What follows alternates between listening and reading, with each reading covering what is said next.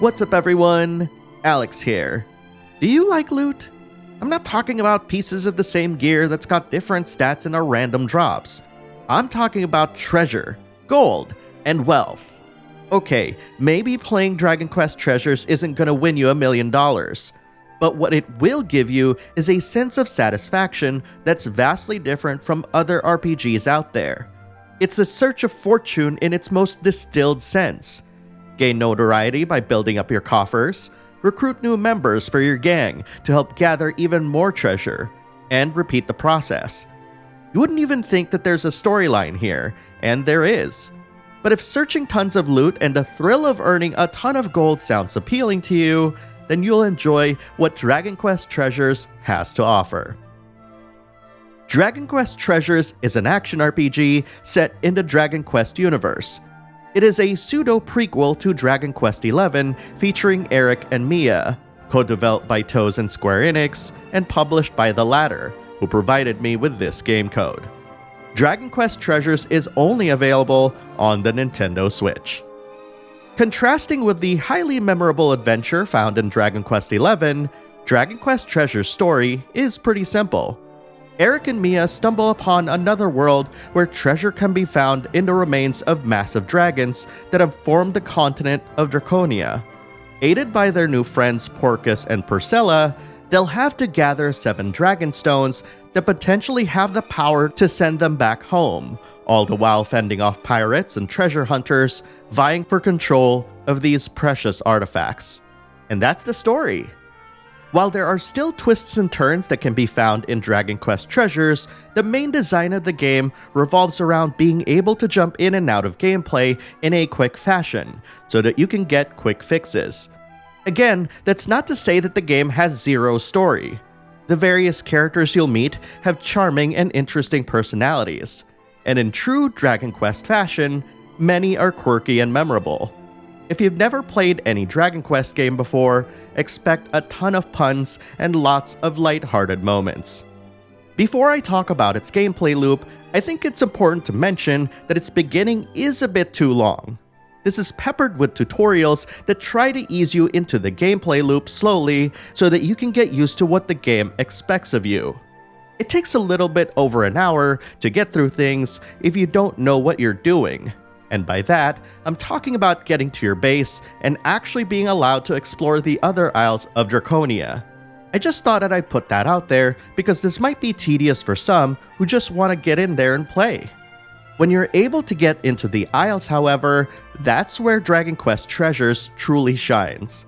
The Draconian Isles are massive, and you can easily get lost if you just wander in a particular direction. There's also a ton of perilous areas with higher level enemy monsters that'll stomp on you if you're not careful. In addition to the goal of collecting all 7 Dragon Stones, you'll be taking on various quests that'll either improve your facilities or reward you with various materials you can use for either cooking or crafting. You'll stumble upon many of these as you're exploring the world, though many can also be found at your base. In order to incentivize playing regularly, Dragon Quest Treasures has a daily quest board that offers great rewards that'll help you when starting out. Combat in Dragon Quest Treasures is pretty simple. Regardless of whether you're controlling Erik or Mia, you'll have access to a sling, called a catapult in this game for some reason, and a dragon dagger, which lets you heal yourself and revive other monsters from being felled. A majority of the damage you'll inflict on enemies is based off of the monsters you bring alongside you, and you'll get to bring along 3 for your party.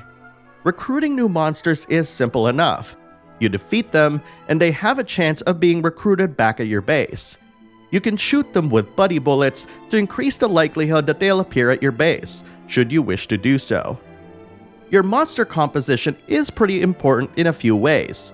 For one, each monster has unique attacks that may be strong against specific types of monsters. Think elemental weaknesses and things of that nature, coupled with potent area effect abilities that can whittle down a group of miscreants. Another consideration are skills called forts that'll aid you in your exploration. There are 5 different types of exploration forts.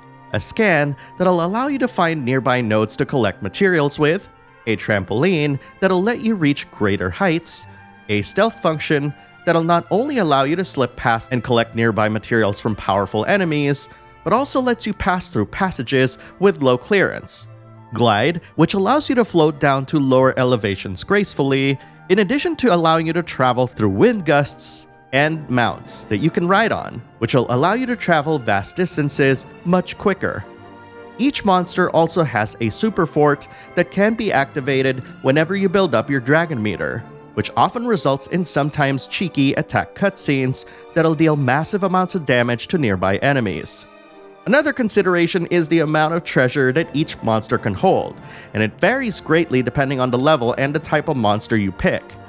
And last but certainly not least, each monster has the ability to sense different kinds of treasure, and the more powerful the monster, the more diverse their treasure tracking abilities can get.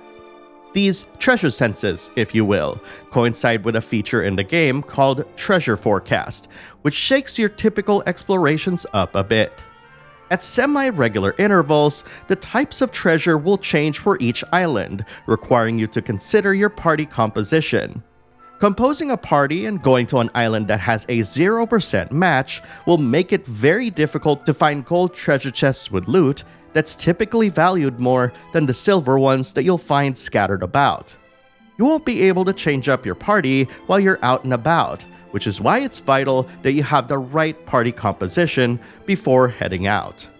And finding these types of treasure is done by utilizing a compass that'll point you towards the direction of a clue, where you'll get to figure out the location of said treasure through the use of your monster's vision. And the clarity of these visions is determined by the type of monster doing the viewing. This is a pretty clever way of obfuscating locations, as various monsters may see things in a wide variety of colors, smothered in mud in some cases, or even have to see past snouts or pieces of armor just so you can figure out where these treasures lie. It's also a cute and humorous way of acknowledging the monsters in your party, and it's a small detail that'll have you smiling a lot of the time.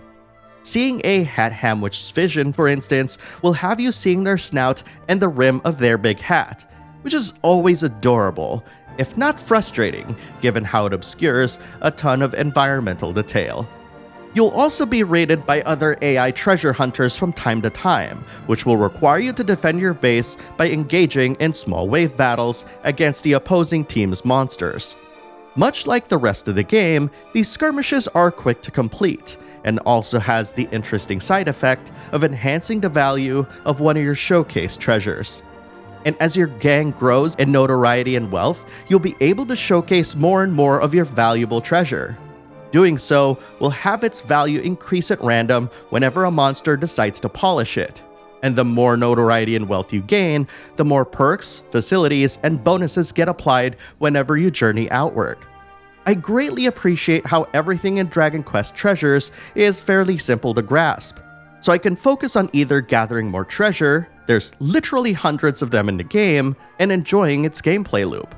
I've spent hours trying to gather as much loot as I can, though powering through the main story will probably take you about 30 hours, but it can easily go into 100 if you're a completionist. There's a lot of treasure to collect.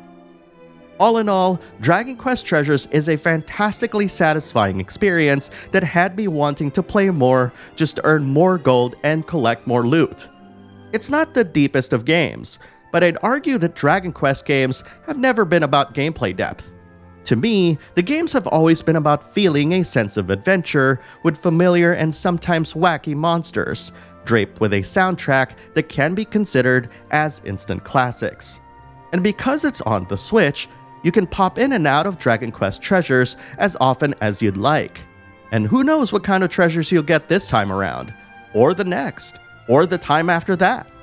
It's the perfect in-between action RPG, and one that might even make you smile at the end of your journeys.